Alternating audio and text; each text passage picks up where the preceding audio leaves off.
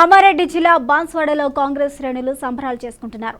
TPCC అధ్యక్షునిగా MLC Mahesh Kumar గౌడ్ను నియమించడం పట్ల హర్షం వ్యక్తం చేస్తున్నారు.